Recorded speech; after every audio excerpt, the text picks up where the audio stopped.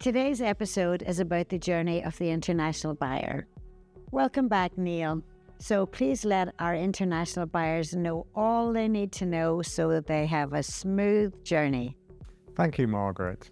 So international buyers can prepare, once they've got an idea that they're going to buy a property in Bermuda, it's a good idea to think about the references that they're going to need with their application for an international buyer's license in due course. So they're going to need 2 personal references. Ideally, those should be Bermudians. And if international buyers have been visiting Bermuda for a number of years, they should think hard about who they might invite to be their personal referees, because obviously Bermudians are better known in Bermuda. The minister, when the application for a license is considered, will know, or is likely to know, who the referees are. But if it's not possible to get locals giving the reference, then other internationals should be fine. Ideally, someone of some status, maybe in a bank or a lawyer or a well-known politician, something like that. We can always discuss that with your lawyer as to who you might choose as a non-Bermudian referee. The other reference that's required is a financial reference, and that can be from a bank, from a broker, and it should say that something along the lines of, this person is good for all their commitments, they regularly keep a balance of over X million dollars with us, and we believe they're good for this transaction. Something along those lines. Most institutions will already have wording that they use, although obviously your lawyer, if required, can provide wording, but it's very likely the institution will have standard wording that they use, because they're not going to want any liability down the line, and they'll use wording that they're comfortable with. Then the other things you're going to need, if you're not, say, buying in the joint names of husband and wife, you will need your spouse's details to hand, because you will have to produce those as part of the application for your land license.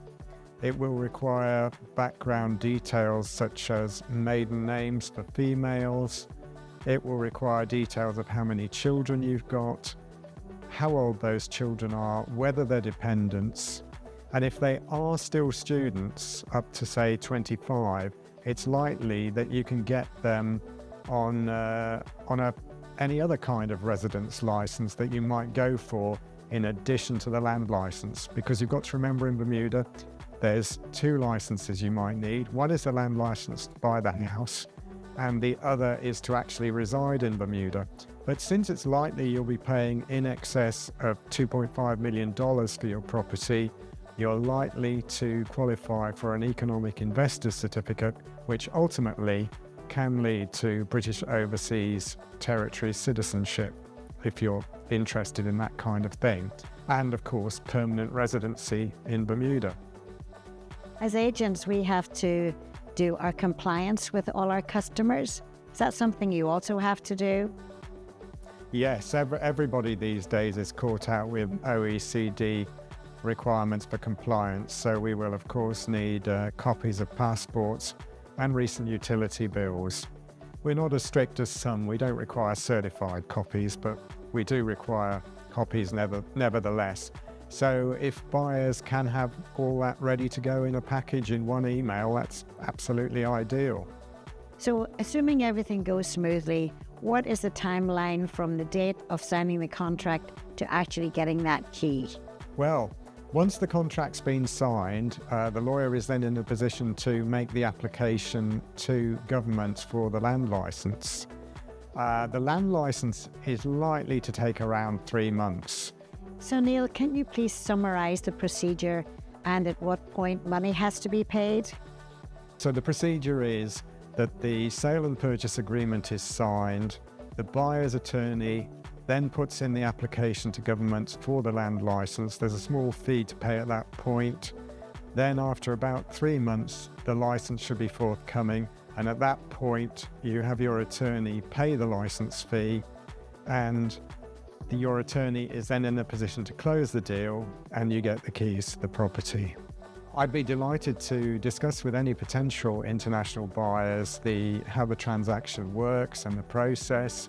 And I can easily be reached on applebyglobal.com. If you look for Neil Molyneau in there, you should easily find my email and contact telephone details, and I'd be happy to hear from you. Neil, thank you for all this wonderful information for our international buyers.